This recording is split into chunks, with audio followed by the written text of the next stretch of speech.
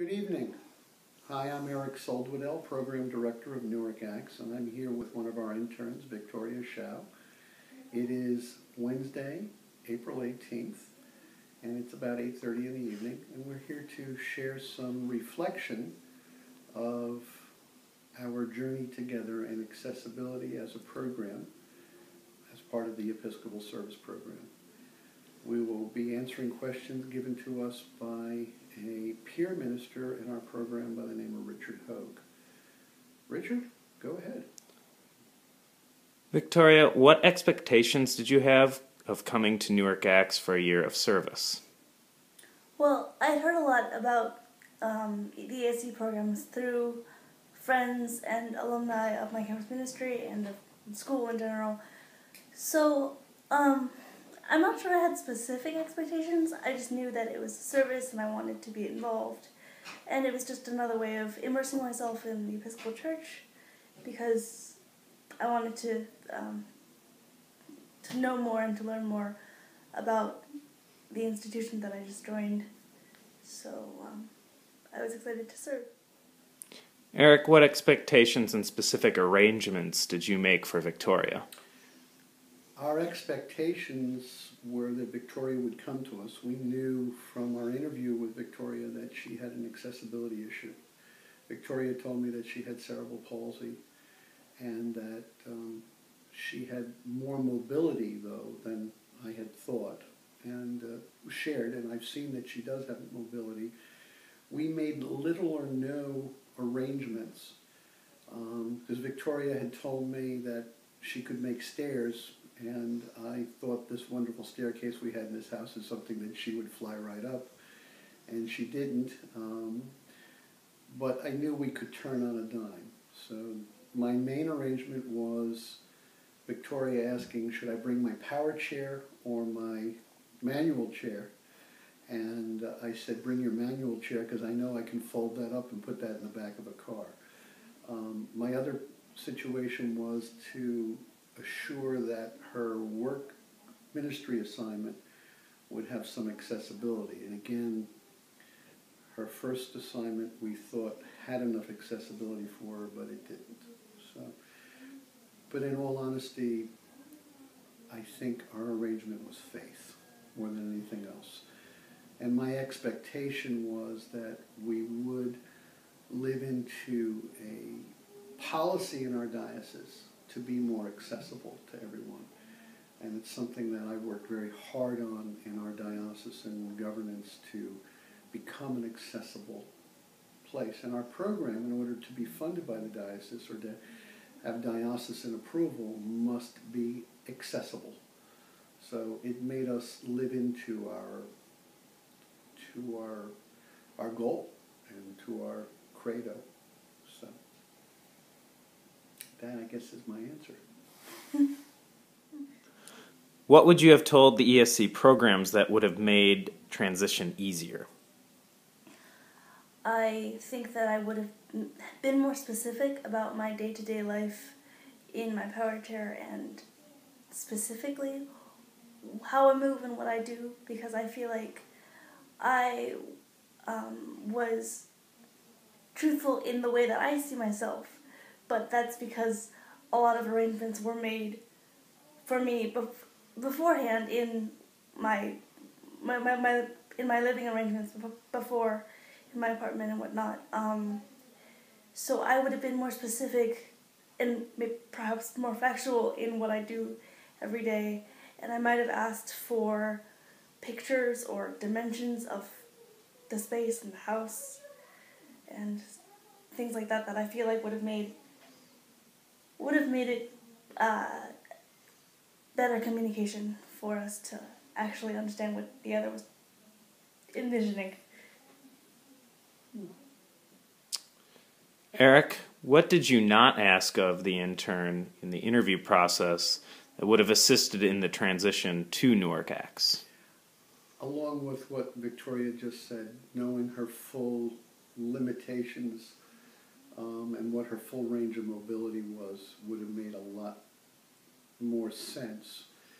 And I should have been more probing. I asked her, do you make stairs? And she said yes. And I said, what type of staircase? And she said, it's like a spiral staircase.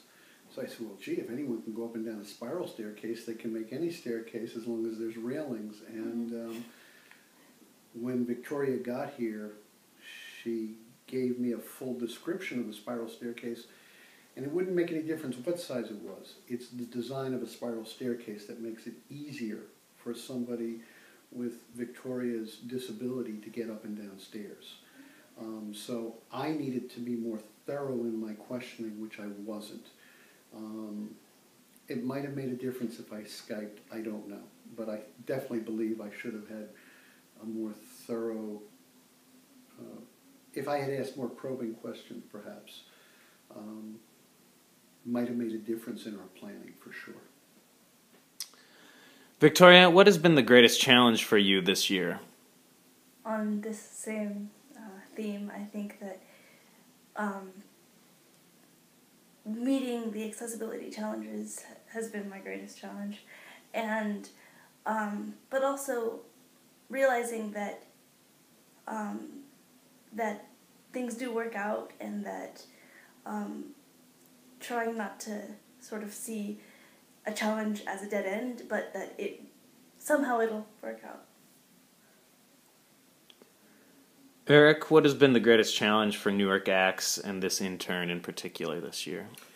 Our greatest challenge is living into making this a complete year for Victoria.